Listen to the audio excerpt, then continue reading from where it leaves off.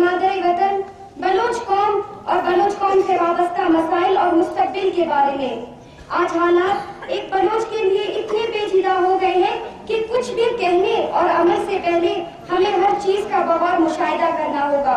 सबसे पहले कराची में जिस तरह बलोचों का कत्लेआम किया जा रहा है, हमारे बलोच भाई गफ्फार बलोच, मीर गफ्फार नांगब, सादुल्लाह बलोच, जावेद इकबाल, नसीर जट्टर, जाकिर मजीद, डॉक्टर दीन मोहम्मद, जलील रेकी और दीगर को अगवा किया गया है, जिनका कोई अता पता ही नहीं है। हमारे बलोच भाइयों के साथ जो कराची में किया जा रहा है और गुजदार में 15 जनवरी का ये वाकया इंतहाई शर्मनाक है। ये वो लोग हैं जो हिंदुस्तान से आए थे, जिनकी अपनी कोई जमीन नहीं। वो लोग कराची में कब्जा करना चाहते हैं। हिंदुस्तान पर जिस तरह अंग्रेजों ने 100 साल तक हुकूमत की, पर उन्हें एक दिन वापस जाना पड़ा। इसी तरह इन पंजाबियों और हिंदुस्तानियों को एक दिन हमारा वतन भी छोड़ना पड़ेगा। आज हमें दुश्मनों की कमी नहीं है। तारीख गवाह है कि बलोचों ने हमेशा अपने दुश्मन का बहादुरी से सामना किया है और कामयाबी हासिल की है। पर आज जो बलोच कौम इतनी मुसीबतों में घिरा हुआ है, सिर्फ अपनी नाइत्तेफाकियों की वजह से। आज बलोच कौम मुख्तलिफ ग्रोहों में बट गया है। आज हालात इतने पेचीदा है कि हमें अब सिर्फ बोलना नहीं बल्कि अमल करके अपने मकासद की तरफ बढ़ना है।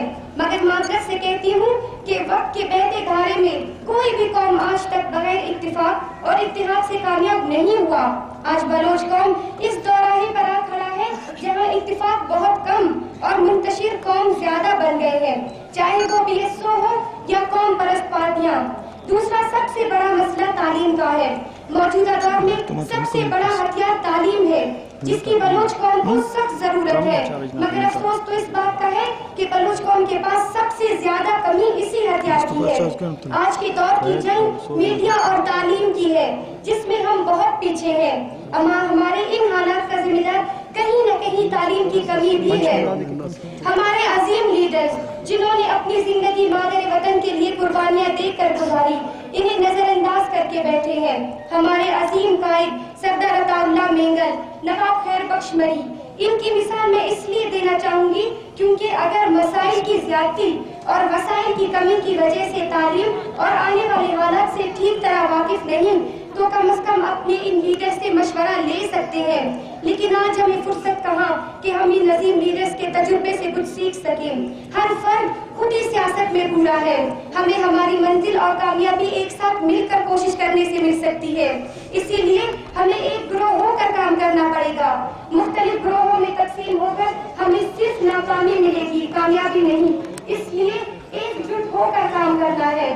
आखिर में एक बार फिर कौम परस्त पार्टियों और BSO से गुजारिश करूंगी कि एक होकर बलूचिस्तान की लड़ाई लड़े। ये वक्त मुत्तहिद होकर एक बलूच कौम बनकर बलूचिस्तान के लिए काम कर लेता है। आज के बलूच नौजवानों के हाथ में बलूचिस्तान का मुस्तकबिल है। अपने बलूच भाइयों के लिए मैं इस शेर से अपनी तकरीर का इख्तिताम करूंगी। नहीं तेरा नशे मन कसर सुल्तानी के गुंबद पर, नहीं तेरा नशे मन कसर सुल्तानी के गुंबद पर, तू शाही है बसेरा कर पहाड़ों की चट्टानों पर।